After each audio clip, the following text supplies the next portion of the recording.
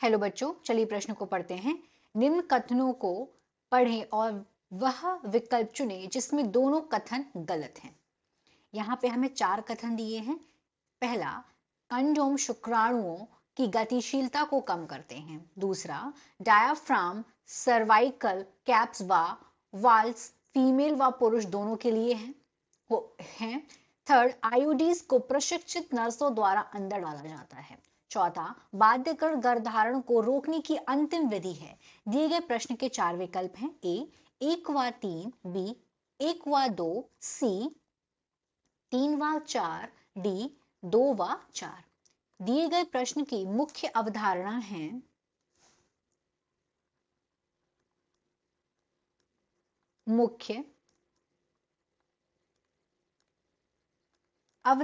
है गर्भरोधन या गर्भ निरोधन। गर्भ निरोधन।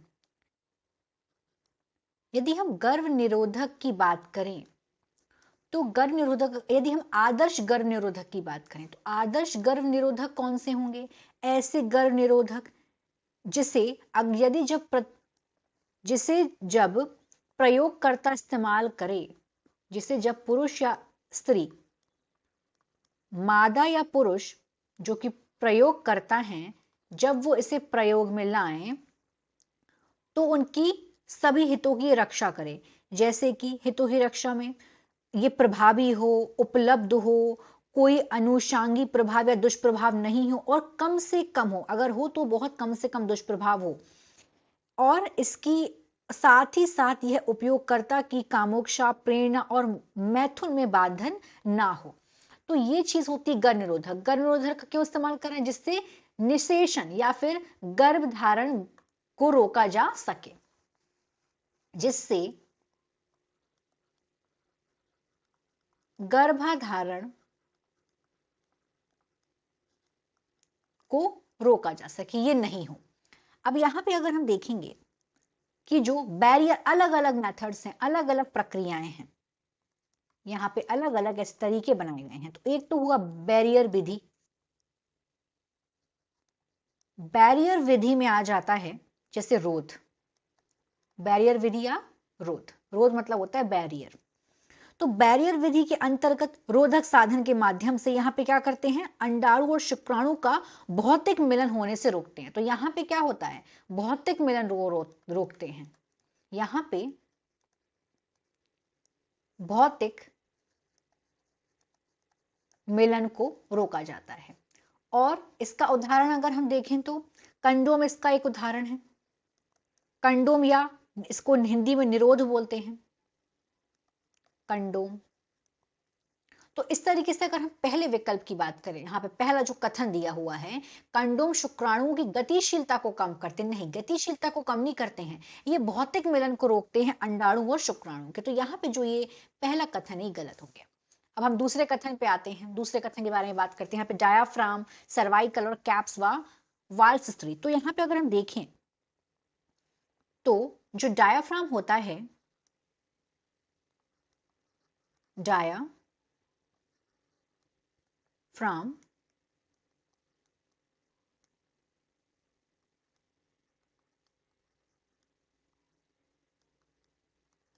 गर्भाशय ग्रीवा, डायाफ्राम हो गया गर्भाशय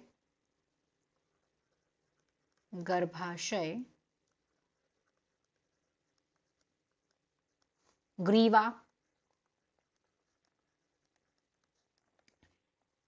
टोपी तथा वॉल्ट। ये क्या है?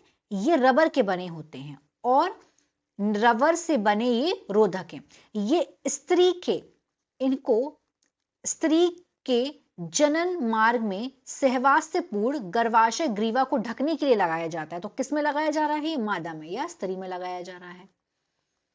तो इससे क्या होता है, इसको लगाने से जब गर्भाशय ग्रीवा को ढक देते हैं तो शुक्राणुओं का प्रवेश को रोक दिया जाता है। इस तरीके से गर्भाधान से छुटकारा मिला जाता है और इनका पुनः इस्तेमाल भी करते हैं। तो यहाँ पे क्या बोला गया, स्त्री व पुरुष दोनों के लिए इस्तेमाल किए जाते हैं, नहीं, दोनों के लिए, सिर्फ एक के लिए इस्तेमाल किए जाते हैं, स्त्री के लिए, तो ये वाला भी गलत है।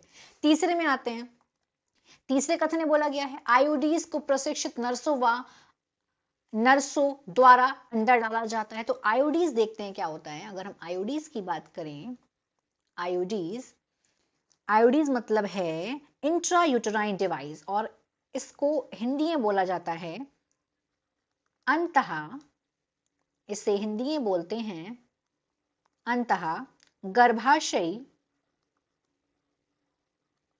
गर्भाशयी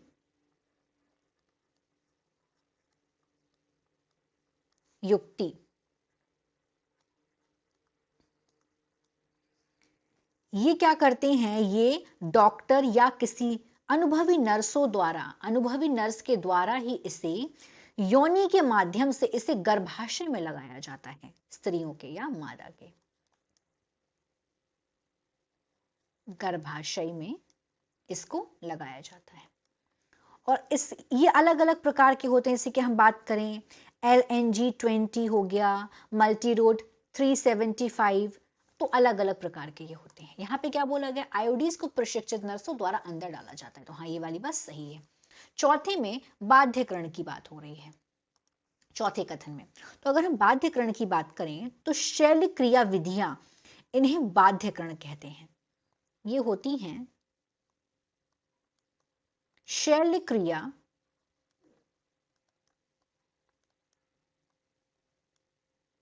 विधियां,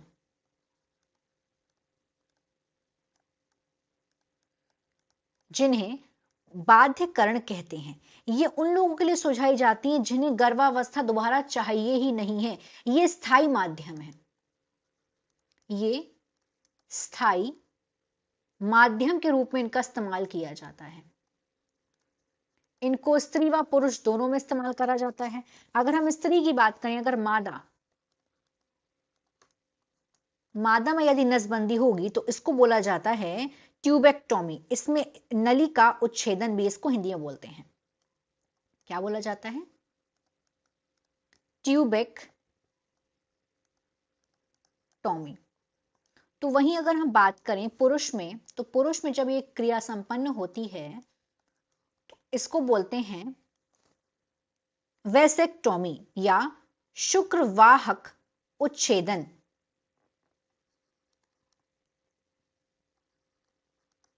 वेसेक्टोमी।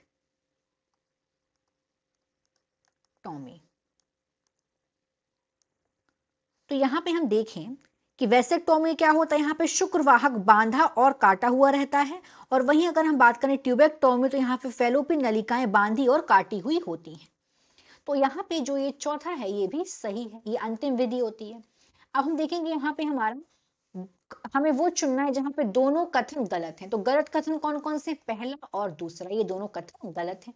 तीसरा और चौथा ये दोनों कथन सही है। हमें यहाँ पे गलत को देखना है। तो गलत कौन सा है यहाँ पे, बी।